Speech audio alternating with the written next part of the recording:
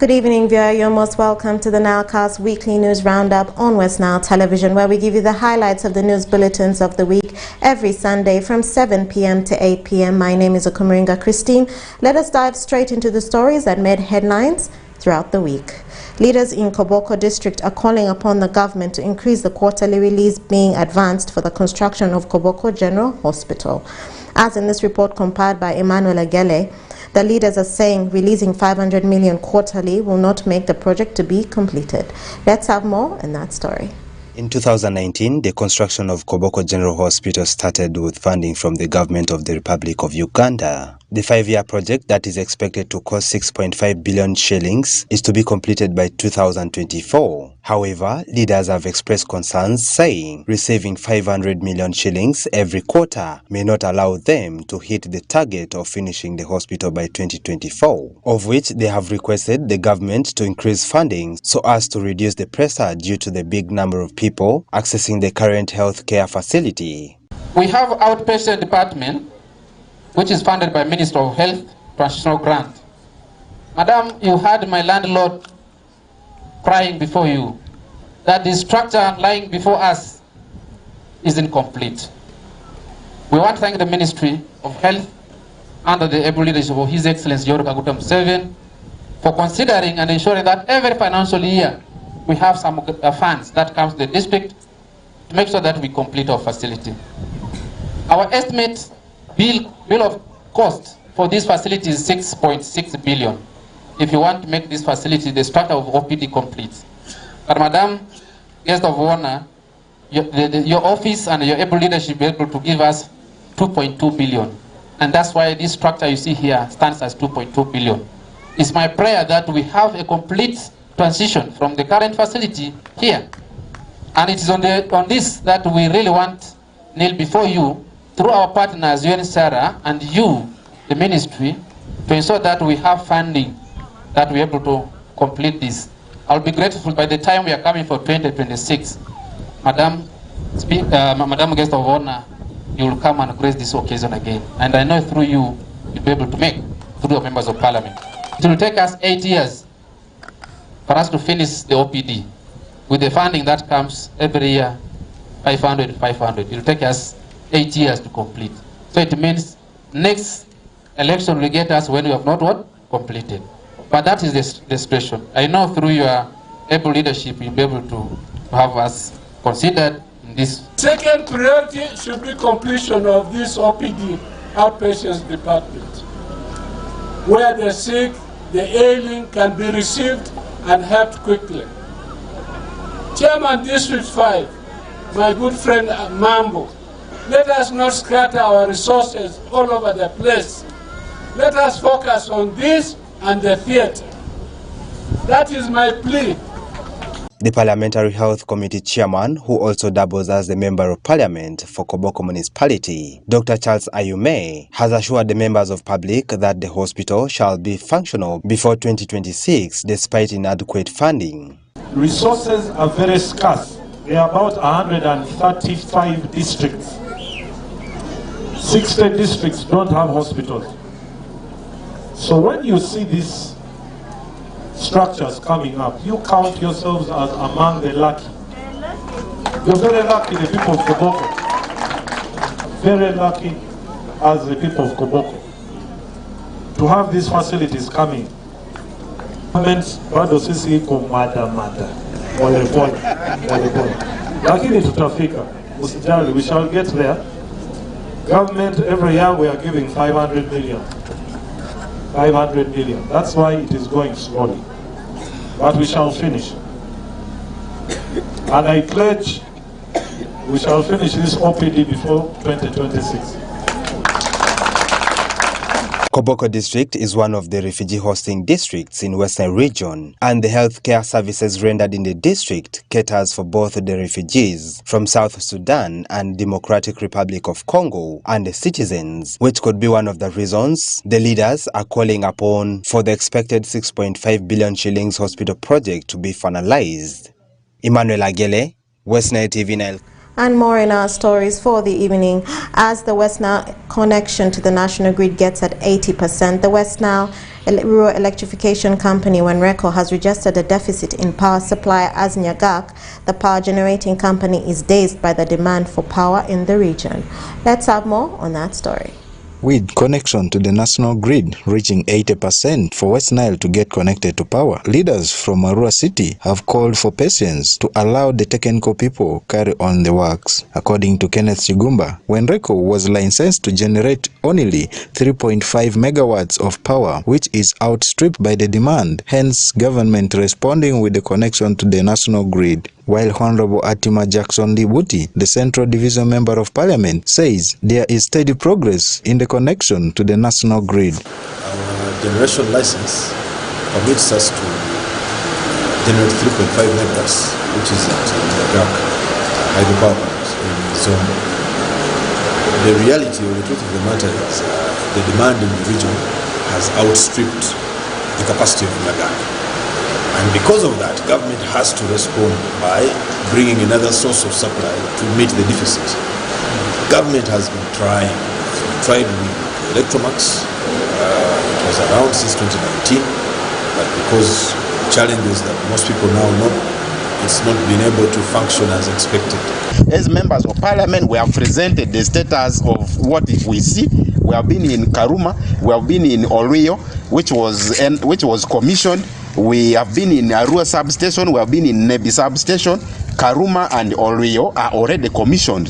So there's some good progress. You know, we need to let the public know that the government has not abandoned the process of connecting the region to national grid. So work at the Moni substation is at 87%, at Nebi substation is at 83%. So this is where we are, and I think it's not so bad. However, Chigumba says that the only permanent solution to the power problem of Westnile is the national grid only, while Bernard Atiku, the former IVE Member of Parliament, admits that the commissioning of Olio substation is good news to Westnile people.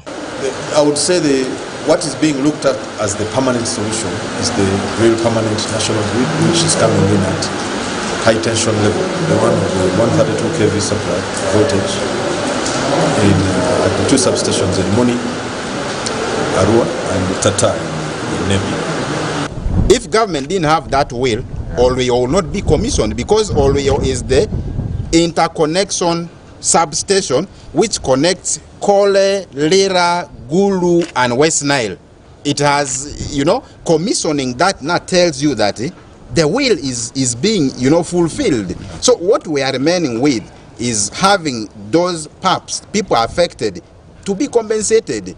If the 35 towers which need to be erected are sorted out, that line from Olio will just come. As I talk now, those engineers, the technical officers who are stringing, who are hanging the wires that bring power are idle, because 35 towers cannot be connected. So what we are not doing as leaders is to push that those areas be compensated and passage be allowed. The commissioning of Olio is good. It's a good news in the sense that we can now rely on power from Karuma. Actually, already Karuma is energizing the substation in Olio. So even if there's no connection to the substation in Igulu, we can get power from Olio to Arua. That is the good news.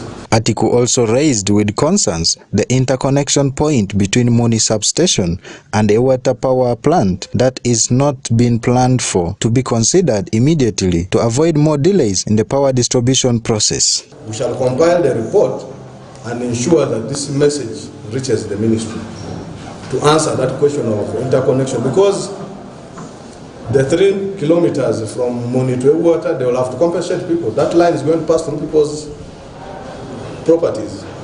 So government chief value has to come in, value the affected people, and then pay them expressly within 2 months. Now that's why we expect the members of parliament also present. They have to carry this message to parliament and raise it as a matter of national importance, that we need a supplementary budget to compensate people for this interconnection to be done. It's definitely a critical area to close, because without it, even if you have the national grid, you still have literally just have functional substations, but there's no power for the people. Yeah. The recent communications from the Ministry of Energy indicates that Westnile will get connected to the national grid power by June 2023. Joseph Chura, Westnile TV, Nilecast. And more in our stories for the evening. As the financial year 2022-2023 comes to its last quarter of implementation, a section of members of parliament are concerned over the poor health care services in some of the districts. Joseph Jurua reports. Members of Parliament are concerned over the inconsistency in service delivery in most government facilities. This comes after many districts have battled the device of poor health facilities and shortage of drugs and transport services. Buhweju District Member of Parliament Francis Muijukwe mentioned the need to give more attention to the health sector, while Christine Diwalana, the Bukoma Nsimbi North County Woman Member of Parliament, cited the challenges caused by the stock out of drugs. Right, Honourable Speaker, this is in regard to lack of essential medicines and health supplies, and of course, best kits for our health centers and facilities. Right, Honourable Speaker, the last time we received these supplies in West District was in October 2022. If you go to our health centers now, you only find ARVs and TBs and vaccines only. And these are from donors.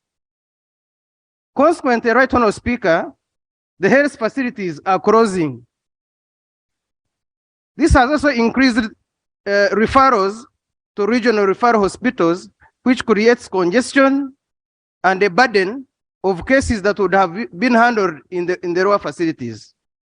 In my district, over 70 health facilities are not getting the medical supplies, and it has caused the increasing number of maternal mortalities and morbidities. Even the children in schools are also now at home because they are very sick. The same issue has caused unwanted pregnancies to be on a high increase because the family planning methods are also not supplied. So it has affected the teenagers. We are having increased numbers of teenage pregnancies, and even these married women cannot even space their children for 7 months now. John Baptist Nambeshe, the Bududa Member of Parliament, also raised concerns over the delayed release of the 30% funds meant for the hard-to-reach areas, which are equally facing the same challenges in healthcare service delivery. And since the 10th Parliament, there is the famed 30% hard-to-reach fund. But up to now, I suppose the Minister of Public Service, who has a list and even the criteria that he uses to select the beneficiaries of that 30% hard-to-reach fund, would be here to furnish us with the information of how far he has gone to implement that 30% hard-to-reach fund. And the Bududa is not only hard to reach, it is hard to stay and hard to work. So this 30% delay to give to those people, particularly public servants working in Bududa, is punishing Bududa twice. There is no any other case we can handle that is tantamount to people's health. And therefore, I would request, Right Honourable Speaker, that we get health supplies of essential medicines in our district. I am sure that even other districts, the health centers are in the same situation. We can talk about roads, we can talk about any other services, but health is first. Margaret Muhanga Mugisha, the Minister of State for Health in charge of primary health care, mentioned that most challenges affecting the health centers is the overwhelming number of patients in most facilities and funding gaps. The problem we are getting, Right Honourable Speaker, is stockouts in our health facilities because they are overwhelmed by the numbers. The numbers are really too many in our health facilities, because a lot of our people cannot afford private. The second issue is funding. We have a lot of funding gaps.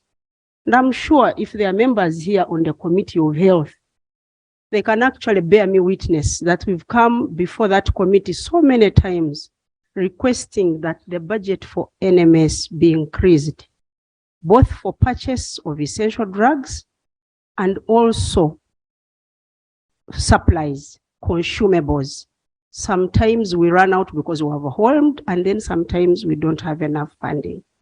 Nonetheless, we are still appealing to you, members of parliament, that as we try to do this together with our partners, you also support us so that we can have everybody access cheap healthcare. Joseph Chura, Westnile TV, Nilecast. And more in our stories for the evening. Police has assured the general public of the general security and maintenance of law and order during the festive season of the Easter season. During a press briefing, the Westnile Police spokesperson Josephine Anguchia is urging the general public to conduct themselves responsibly during the Easter season. Let's have more on that story. We would like to tell members of public that as police, we are prepared to secure this Easter season, and just like any other public holiday, we are not supposed to go for pass leaves or for holidays. We are to remain within our stations to secure this season. So we are really prepared to secure everyone, but of course the security that we are going to give will be general one, where we shall do patrols on foot, motorized patrols. We shall also be able to share information with the public and also get information from public, which information we shall use in preventing crime. So we are really going to secure it, and our role will be to give general security, to save life and properties, to maintain law and order, to detect and prevent crime, and also to cooperate with the civilian population. So what do we expect on the side of the general public? We expect the general public, first of all, to be security conscious and vigilant of security of their surroundings. They should be vigilant all the time in all places where they are going to be celebrating Easter. This will help them prevent crime from happening to themselves. Secondly, we urge members of public to be law-abiding. They should be law-abiding all the time at all places, so that they will not be inconvenienced by being arrested to celebrate Easter behind the bars. Then thirdly, we urge members of public to share security information freely with the police. Information that is vital to prevention of crime should be shared. For instance, if there are some criminal elements within the communities, and if there are some criminal activities going on within some communities, information should be shared quickly with the police in order to prevent crime. And then besides that, we also encourage members of public to avoid unnecessary excitement, because during Easter season we've realized that people normally become so excited, they overdrink, and in the process some end up dying just because of too much alcohol in their bodies with little food. Meanwhile, others overdrink and drive or ride motorbikes under the influence of alcohol, and they end up causing accidents to themselves and to others. So for that matter, we really urge everyone to be responsible as they celebrate this Easter and avoid drink driving.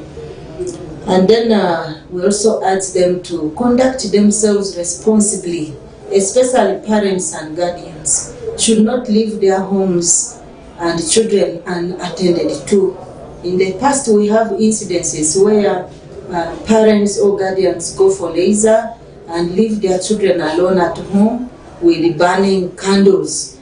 And in the process, the candles end up burning the house and all the children at once. and which becomes a great loss to the parents and to the community and to the nation. So we therefore appeal to our parents, the guardians, to be responsible enough. They should not leave these children alone. They should be left with responsible people, and then homes should also be left with responsible people so that accidents can be avoided at home. We also urge them to have good neighborhood watch, where neighbors are to watch over each other's home, over what is happening in each other's home, in order to offer immediate security to each other before police may reach them to their various villages. And we equally advise the youths to avoid involving themselves in irresponsible behaviors that can easily make them get problems in their lives. In other words, youths should conduct themselves responsibly and avoid involving themselves in risky behaviors that can easily affect their lives. So some of the risky behaviors that can easily occur on such a celebration or during such a season of Easter include defilement, rape, thefts and thuggeries, loitering for discourse here and there, alcoholism, drug abuse, all of which can lead them to committing crime, and all these can also affect their lives in one way or the other. So we appeal to our youths really to conduct themselves responsibly and take care of their lives, because the future still belongs to them. So we don't want to lose them out of unnecessary excitement in this Easter season. So with this message, I therefore wish everyone in Westnile region and beyond happy Easter celebrations. And more in our stories for the evening. In a bid to promote gender equality in the various sporting activities in Uganda, the Northern Uganda Bodybuilding Powerlifting Association is advising married men and parents to allow their daughters and wives to join the bodybuilding sports, because building slender muscles increases women's functional strength and improves on their mental health. Stephen Okello from Gulu reports more. In Achule culture, most of the women are not allowed by their spouses to pursue their career dreams and talents, as they are made to stay at home taking care of their children. This has affected many women, including those who are interested to join bodybuilding and powerlifting sports. Most people look at it like it is only for men. Even our women, you feel out of place when people are aware that you're going for gymming. They put a little question mark on you because they have not been given that awareness. Why it is important. It's not just for men, but for both women and men. According to the Polo Maria Shaka, bodybuilding and powerlifting help in distributing muscles and fats on women's body to maintain their figures. Body, like you need to have that nice body as a woman, so that when you go out there, you have the body that it's worth putting on anything, just like for the show, on your own fashion show and other activities. And you need to keep our bodies on shape as women. Jenny Robinson, who have been doing bodybuilding and powerlifting for the last 33 years, expressed how it has transformed her life. I'm in the gym because I want to be a strong female. I want to be a strong woman. I want to be a strong wife, not just physically but mentally as well. Bodybuilding takes a lot of commitment mentally as well as strength, and I want to be that strong woman. I want to be strong for my family. I want to be strong for myself. I want to be strong when my grandchildren come along. And bodybuilding, weightlifting, when I'm in the gym, it takes a lot of stress out of me individually. She encouraged men to allow their women to go to gym. She also cautioned women to be ready to fight stigma and stay focused on their dream career. There is a lot of stigma attached to weight training, that you are going to get big, huge muscles, and that you will start wanting to stray from your wifely duties. It's not about that. It's about being a better individual, about being a better woman. And when you feel better about yourself as a woman, you can then give more back to the community, more back to society, more back into your marriage and into your children. And I really believe as local leaders and men, you should be supporting your women to be the best women that they can possibly be, to embrace the opportunities. According to Regan Ochaya, bodybuilding and powerlifting is one of the sporting activities that helps in fighting some of the communicable diseases. It's really so important for them to take part in this activity so that they get included in all that take place in the society, so that they also don't feel they are left out in one way or the other. Bodybuilding and powerlifting is one of the sports that was developed in the early 19th centuries from England. In Uganda, bodybuilding and powerlifting is largely known by many as the sport for men, and this has affected women who have desire to join these famous sporting activities. Stephen Okello, reporting for Westnile TV in Gulu City. And more in our stories for the evening. Leaders in the Westnile are having a series of meetings in preparation for the coming of the President of the Republic of Uganda to the Westnile region. The leaders have said they are ready to table before the President some of the developmental challenges the region has been facing. Let's have more in that story. The State Minister for Finance in charge of privatization and investment, Evelyn Anite, also one of the lead mobilizers, has said all is set for the coming of the President of the Republic of Uganda, His Excellency Yoweri Kaguta Museveni, who will be in the region for his tour of preaching about the wealth creation and shared prosperity. What does the President want to do? As you know, his book of sowing the mustard seed. So the master is moving the country, the entire nation, to sow the seed of wealth creation under the theme securing your future through wealth creation. Topped on the agenda of the President's visit will be to assess how people have been able to put into practice wealth creation messages he has been sharing. So as the master moves around, there would be some, this is not the first time that he's moving. He's moved around to sow the seed of wealth creation before.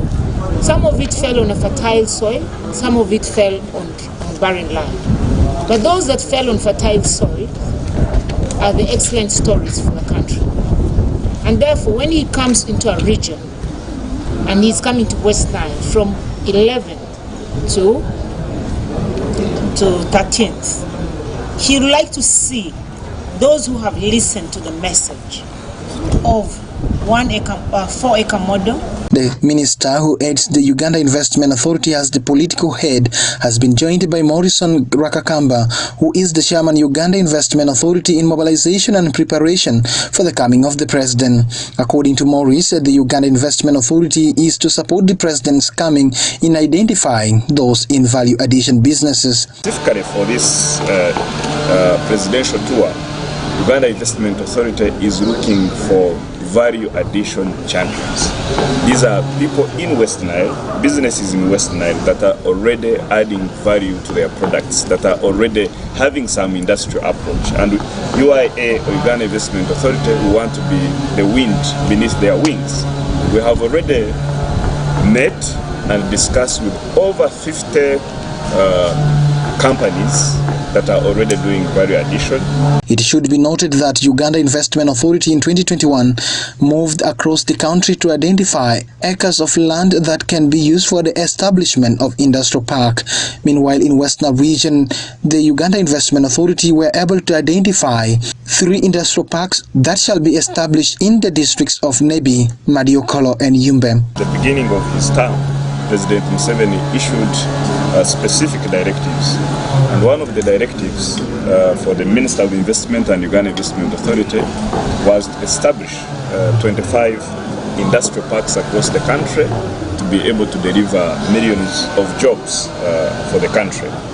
And we are going to be having 3 industrial parks, all of them each above 500 acres, one in Nebi, another one in Yumbe, and another one in Madi Okolo.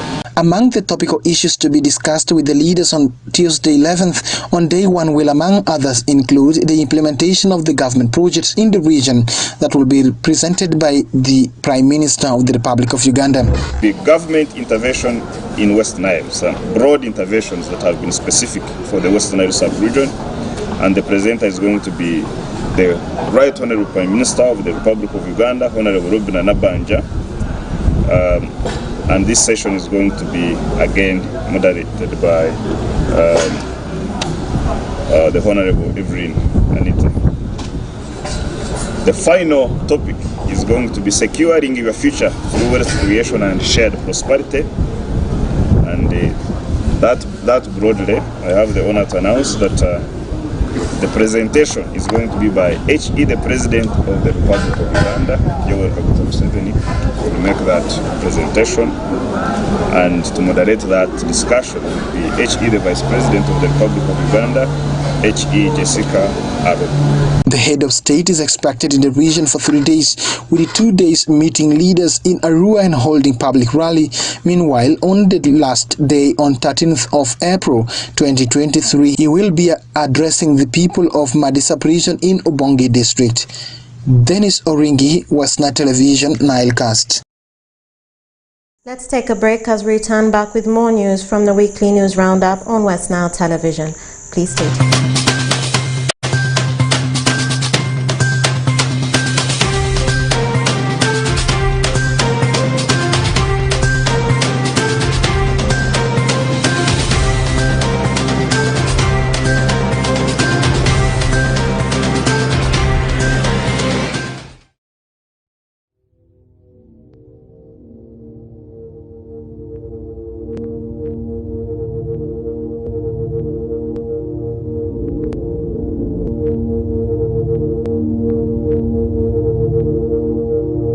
Westnile TV, lighting up the region. Get more for less on Star Times this Easter season. Cartoon channel for best children entertainment. New global series. Local drama on Mercula TV and football all around the world. Simply make weekly or monthly subscription and enjoy upgrade to the next bouquet. For classic or super bouquet customers, subscribe for a month and enjoy 5 days extra. Family time with Star Times. Star Times is regulated by UCC.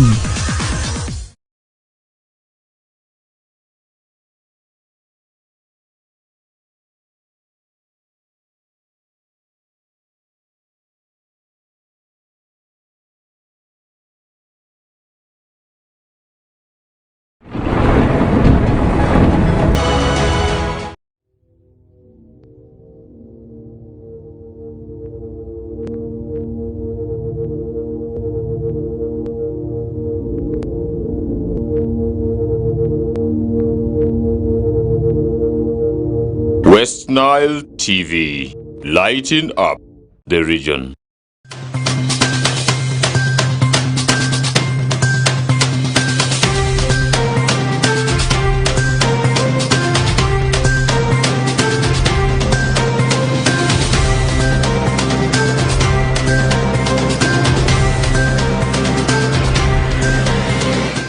Welcome back from that short break as we return back to the Nilecast Weekly News Roundup only on Westnile Television. More in our stories in the Weekly News Roundup.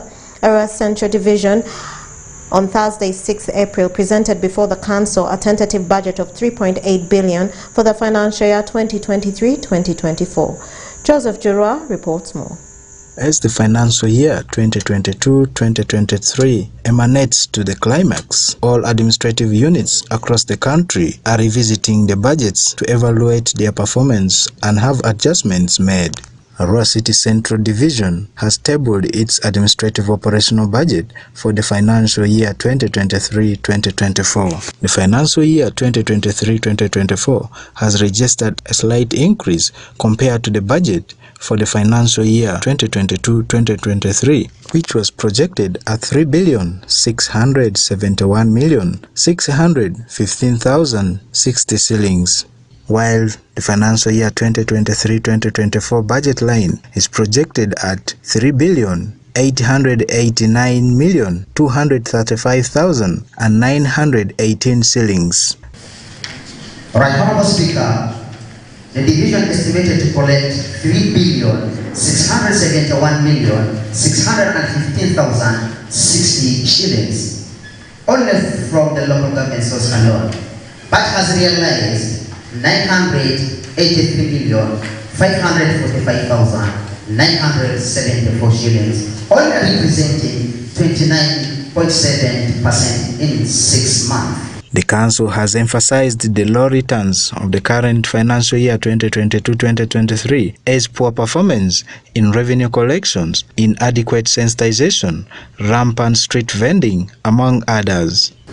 Right, Honorable Speaker, sir, some of the major factors leading to the above performance include inadequate sensitization, awareness of taxpayers on the importance of taxes. Bullet 2, a limited involvement of LCs and councillors in revenue mobilization. In order to achieve and realize the projected amount, the Council is targeting local revenue collection from the markets to fund about 1 billion of the financial year 2023-2024 budget. Non-collection of revenue from petty informal business such as tailors, shoe trainers, dobbies, shoes, watch repairs, etc. The Council is expected to realize 94.4% of the budget to be locally generated and 5.6% of the budget to come from the central government and Arua City Council. While the strategies laid are widening the local revenue collection, adopting public-private partnerships to mobilize private sector financing. Accessing external financing in form of central government grants, that is Arua Central Division. Number 2, widening the local revenue base and intensifying mobilization and enforcement. Number 3, soliciting donor support, stock funding. Adopting public-private partnership to mobilize private sector financing for public projects. Joseph Chura, Westnile TV, Nilecast. And more in our stories for the evening. With a few days remaining for the coming of His Excellency Yoweri Kaguta Museveni to the West Nile region for wealth creation campaign, the State Minister for Investment and Privatization, while addressing the press, stated that all is well as far as the President Museveni's coming to the region is concerned. Let's have more in that story. Various leaders in West Nile have held meetings to brainstorm on the issues they want President Museveni to address when he visits the sub-region this month. Top on the list is the poor state of roads, unreliable power supply and contradictions in the implementation of the parish reform in Wudu. The sub-region has for decades been faced with a poor road network linking the various districts and an insufficient power supply, which have affected development of the area. And now the leaders want the president, who is expected in the sub-region from April 11th to 13th, to urgently address these issues. The chairperson of West Nile Parliamentary Caucus, Lawrence B. Songa, says that the sub-region still lags behind in terms of roads and electricity access. We check the status of Pakwach Bridge. That bridge needs serious rehabilitation. Actually, we need a new bridge there. But in the meantime, as we wait for the new bridge, we need to do something to rehabilitate that Pakwach Bridge. And along that line, we the people of West Nile are saying, should that bridge, because we are still receiving a lot of rain, if that bridge, if the water comes back and the place is again flooded, we want the West Nilers to get automatic entry and exit pass through the park. The Westnile sub-region, according to the 2023 Uganda National Road Authority report, has a road network of 16,917 kilometers. Of these 214 kilometers, 13% are paved roads. Songa said they want the road from Panyimur to Pakwash via Wadilai and Panjala to be treated as an oil, tourism or security road so that it is tarmacked like those in Bunyoro sub-region. The road from Pakwach to Panyimur is automatically connecting through the ferry to one sector. So that is an oil road. And the road is not stopping in Pakwach. We want the road from Panyimur to Pakwach, to Wadilai, to Rhinocam, to Obongi, to Dufile, up to Panjala. That road should be treated as an oil road, but also economy, tourism and security road. But I'm happy also to report that the plan to work on that road is now at the concept stage. The concept is being developed to upgrade that road so that it can be treated. Equally, Obongi County Member of Parliament Dr. George Boka Didi said there is also a need to prioritize construction of Laropi Bridge and associated roads, especially the route that connects them to many districts to promote farming. Amongst the top priorities for Madisa region that we have already built a consensus on, number one is the Laropi Bridge and associated road networks. And these associated road networks are the road from Laropi through Moyo town to our border with South Sudan at Jale. The second strategic road that as Madisa region we have prioritized is the route that connects us to many districts, starting from Panyimur, in Pakwach, through Pakwach town, to Rhino Camp, Obongi, and Dufile. The third is the road that comes from Arua through Kulikuninga to Obongi, Ajumani, and Elego. And the third strategic issue that is Madisa region we have put top on agenda is the construction of a power substation for Madisa region. You remember there's a substation in Oloyo, there's a substation in Nebi, there's a substation for Arua, in Imoni, but there's no substation for Madisa region.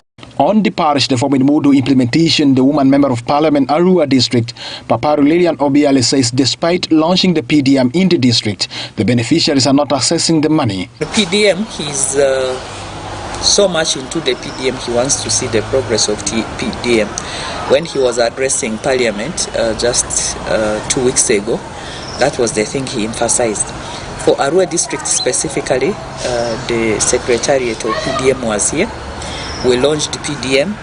422 farmers were given money in their accounts. But unfortunately, even up to today, I was talking to some of those who received the monies. They're saying yes, they got a message that the money was in their account, but the bank is saying they cannot withdraw this money because there are still some steps. So it's like individual accounts were opened, monies were wired from the SACCO account to the personal accounts, but this money is still not being used. Meanwhile, the Central Division Member of Parliament Jackson Liatima says the coming of the President to the region will help to speed up on the process of the implementation of the parish development model. I expect us to have keen interest in knowing how the pillars can support, the ministries can support the 7 pillars, and we can roll these 7 pillars to really have this, implemented by the people there. A lot of work has not been done. I know you will find a lot of challenges in West Nile region because people were not keen on doing their part. People did not participate in this. So his coming is going to correct most of these things because right now everybody is on his toes, and I appeal to all the technical officers, the chief administrative officers, the sub-county chiefs, and all the technical officers who are concerned to help the political wing, because for us, ours will be eyes on and hands off. Since the parish development model was launched by the President of the Republic of Uganda last year in early February, the residents of Arua City have never seen money meant for parish development model. The residents are hopeful that the coming of the President next week will make them have access to the money. Dennis Oringi, Westnile Television, Nilecast. And more in our stories for the evening. A delegation led by the Inspector General of Government, headed by Honorable Betty Kamya, gave their findings on the inspection of Arua Regional Referral Hospital. Honorable Betty Kamya has called upon the people to be vigilant and report any corruption cases. Emmanuel Agele reports more. In the visit of the Office of the Inspector General of Government, headed by Honorable Betty Kamya, to Arua City and Arua District, one of the places they inspected was Arua Regional Referral Hospital, with a mandate and powers invested in them to inspect government institutions and projects. And Arua Regional Referral Hospital being one of the institutions, the team from the Inspector General give their findings about the hospital. One of the key issues is that the services at the general hospital are supposed to be free. Unfortunately, we are finding quite a bit of extortionate requests for money before services can be rendered. We found people saying that they pay for everything. To get services from the kitchen, you have to pay. To get services from the toilets, you have to pay. To get gloves, you have to pay. To get a catheter, you have to pay. To get razor blades, you have to pay. Some of these are things that ought to be in the mother kits, but unfortunately, they are still being made to pay. We have also gotten incidences of people being told they have to pay for medicine, which is clearly labeled not for sale, and they are turned away in the event that they are not willing to pay. The biggest issue seems to be in the labor ward and surgery. Those are the two where people insist you have to pay. If you do not, otherwise you do not get services rendered. So as support information to extortion, we noted that money charged is between 10,000, 20,000, sometimes it can go up to 100,000 Uganda shillings. Then we also noted that the director had made an effort, the director of the hospital, to put a public notice to show that you are not supposed to pay, and even indicated his numbers and other heads of department of the hospital. But I think the service, the people who seek service here, they don't see the notice because it is in a small font, so it needs to be expanded, and possibly if we can afford Honorable IGG, the Inspector of Government should also have the contacts for our offices also put at the hospital, so that people can have many places where they can go and report in case they are not given service or they are being extorted money, they are being charged money for free services. As soon as we arrived, one of the things we noted is that people were at the OPD, there was no receptionist, and some of them had been sitting there. Actually, there are those that we found who came yesterday, they were not attended to. They came back this morning at 7, up to the time we were there at 9 o'clock. They had not been attended to, and the reason, there's nobody to tell them what to do, there is no receptionist, and we were wondering exactly what would be the problem of having no receptionist. I think, of course, people are still, some of them were satisfied with the services they had been attended to in the dental. We found that people were like, yeah, at least they were moving to see the doctor at the time we arrived, because like you said, the doctor started at 9. Maybe the only other issue would be, isn't there any way that you can have your meetings maybe earlier or later in the day, so that patients can be attended to at least from 8 in the morning? Because if people come from their homes at 6, and remember you're a referral hospital, meaning then people who come from other districts coming here, and if they have to wait up to 9, then again take long, and then they have to go back to their districts. Also cost them a lot, I imagine, to come here and then go back and then come back.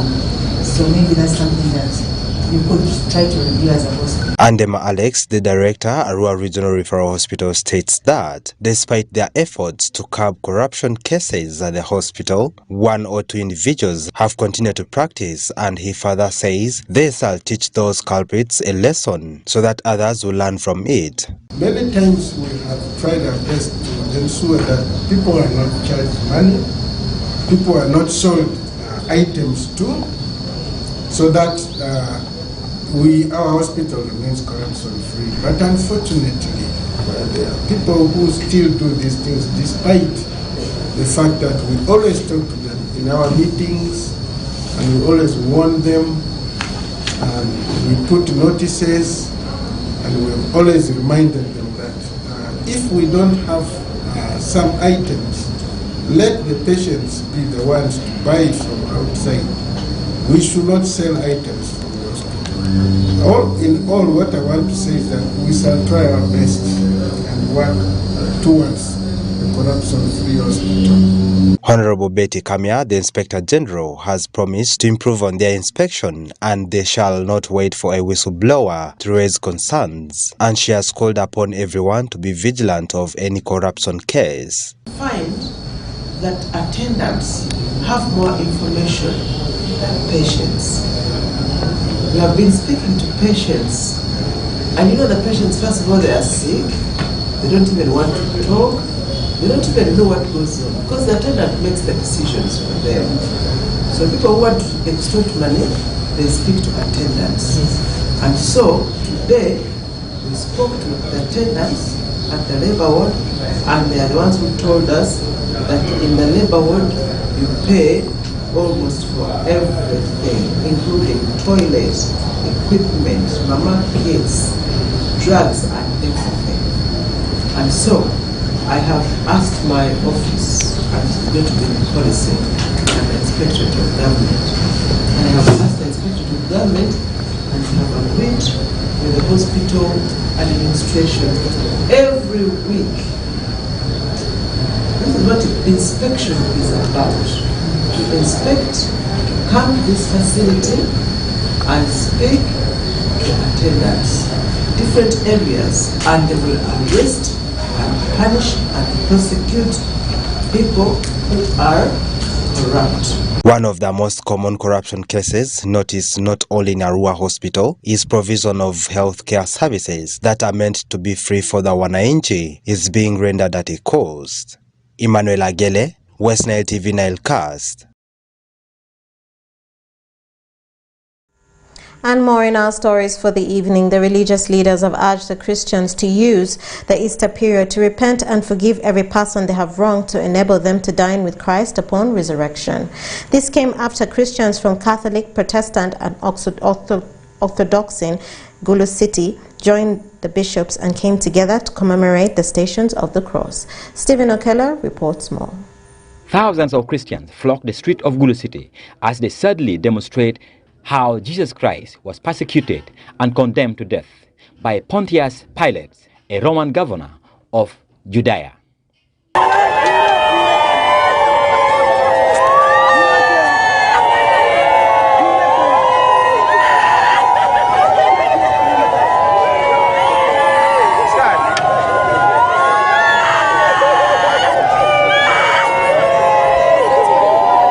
Gulu Archdiocese Bishop John Baptist Odama encouraged Christians to continue with the spirit of unity they portrayed while celebrating this Good Friday. More than 50,000.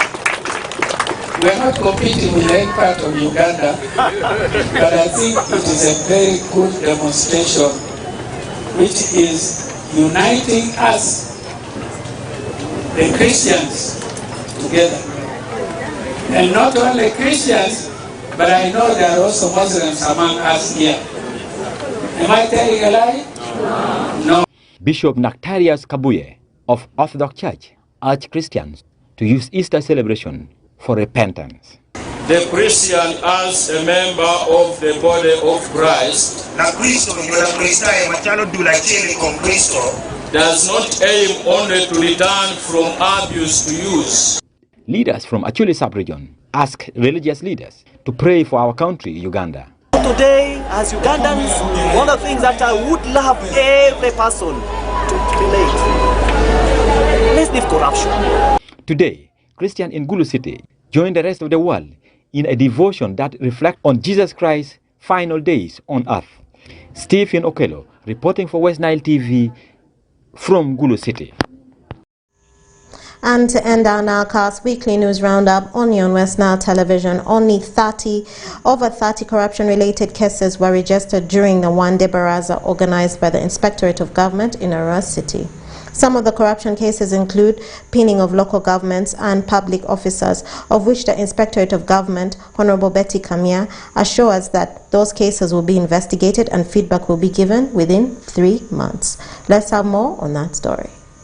We are asking the employing authority to dismiss with disgrace all corrupt employees. Once this is done, employees will begin to protect their jobs by not being corrupt. Corruption is an iniquity. It is a bloodline sin that runs from generation to generation. I've observed that when a father or mother is corrupt, they give birth to corrupt children because the blood of corruption, the seed of corruption is planted in them. The parents use corrupt money to bring them up, and everything in their development and everywhere is corrupt. So these children will grow up knowing only corruption. It has been disturbing my brain. You go to an office, you find in that office, it begins from the father, a son, daughters. It's like the same family members or relatives are in the same office. Somebody, maybe from Kampala, working in Arua, he calls people to work, the same people to work with him or her here. I don't know, is this not corruption, and how can Madam IG help this?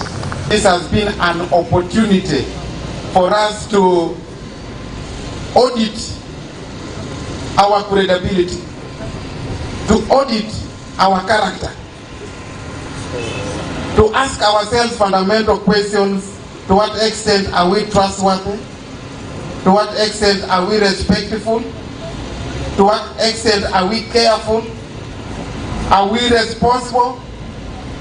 And above all, are we honestly patriotic? And once we answer these questions in affirmative, then we know that we are pushing this country forward into development.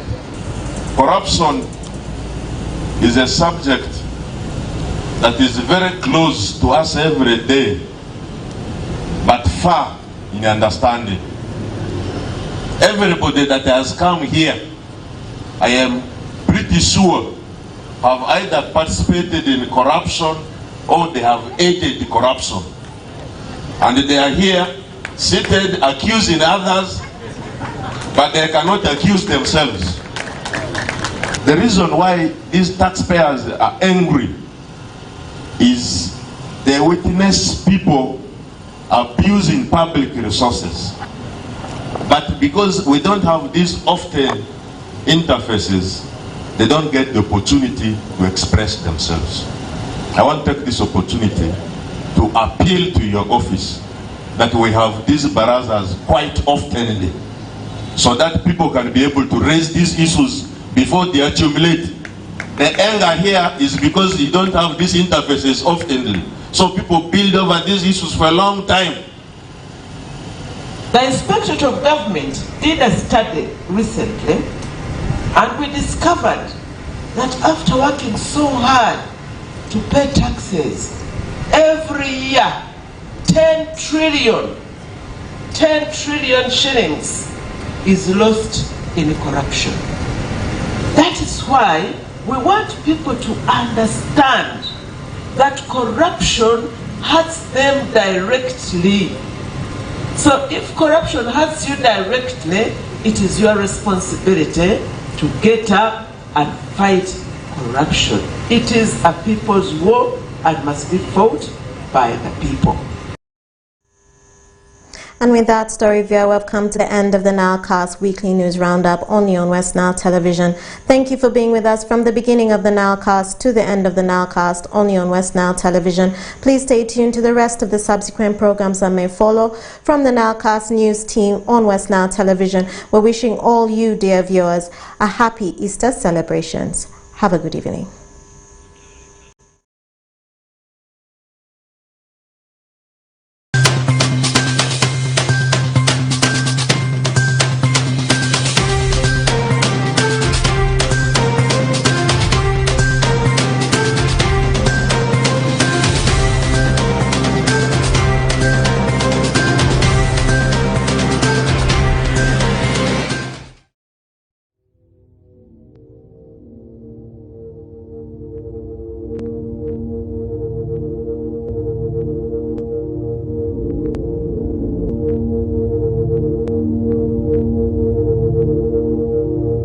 Westnile TV, lighting up the region.